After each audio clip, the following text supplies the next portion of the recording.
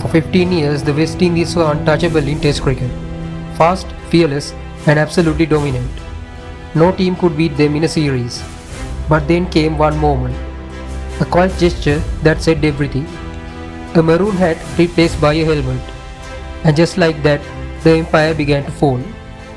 This is the story of how one decision marked the end of an era.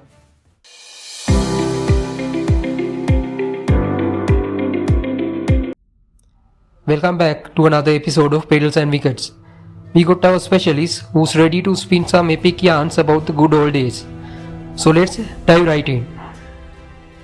Now before we talk about their fall, let's appreciate just how high they were flying during their peak. Let's go to April 9th, 1984, fourth test against Australia. Two Antiguan legends, Viv Richards and Richie Richardson, walk in and absolutely dismantle the Aussie bowlers on their home turf. The pair put on a 347-run stand for the third wicket. Viv blasted 178, Richardson made 154, and West Indies piled on 498 runs. With a first innings lead of 236, the bowlers cleaned up the rest, an innings and 36-run victory.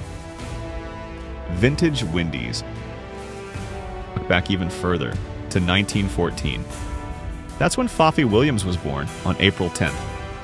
He's not a household name, and he only played 4 test matches, mostly due to the interruption of World War II.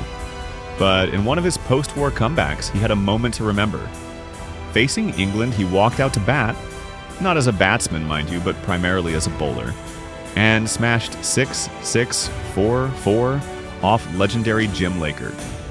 He raced to 28 runs off his first 6 deliveries and reached a half-century in around 30 minutes. It could have been one of the fastest 50s at the time, but sadly, balls faced weren't recorded back then. Still, a fitting flash of brilliance on his birthday anniversary.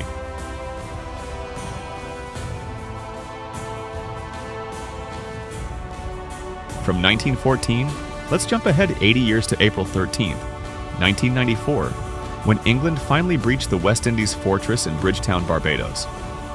A venue where the Windies had been unbeaten for 59 years. Coming off a humiliating defeat in the previous test, where they were skittled out for just 46, England were already 3-0 down in the series. But in this game, they came out swinging. Mike Atherton and Alex Stewart opened with a 171-run stand. Stewart went on to score 118, and despite Ambrose picking up 4 wickets, England ended their innings at 355. West Indies stumbled early in reply. At one point, they were 134 for 7. But a gritty Shivnarine Chanderpaul, along with tailenders Winston Benjamin and Curtly Ambrose, brought them back to 304.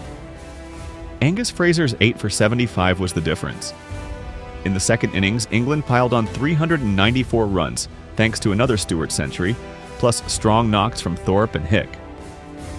Chasing 446, the West Indies never got close.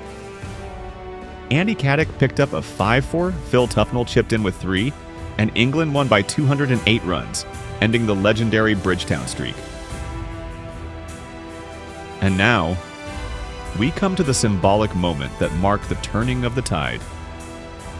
From the 1960s through the 80s, West Indies were feared for their lightning-fast bowlers and fearless batters. Helmets? Those were for the weak. Even when they became available in the early 80s, many West Indies batters refused to wear them. It was a symbol of their swagger and dominance. That's what made what happened in April 1995 so significant.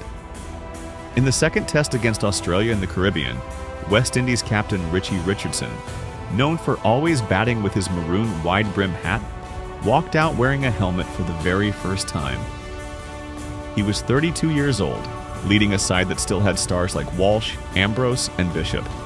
But something had shifted. West Indies went on to lose the series, their first Test series defeat since 1980. And while nobody knew it at the time, that moment when Richardson swapped his hat for a helmet symbolized the end of an era. And that wraps up our dive into some of the most iconic and poignant West Indies cricket stories from the first half of April. Now, coming back to the present, not much happening in international cricket these days, right? Kinda quiet. And it's weird. because growing up this time of the year used to be packed with matches. If you are wondering what I am talking about, check out my previous video where I go into details. Alright folks, that's a wrap for this episode. In the next one, we'll shift gears and talk about some thrilling games involving the Indian team, including a record-breaking run chase, which you don't want to miss. Until then, stay safe, stay curious, and I'll catch you in the next time.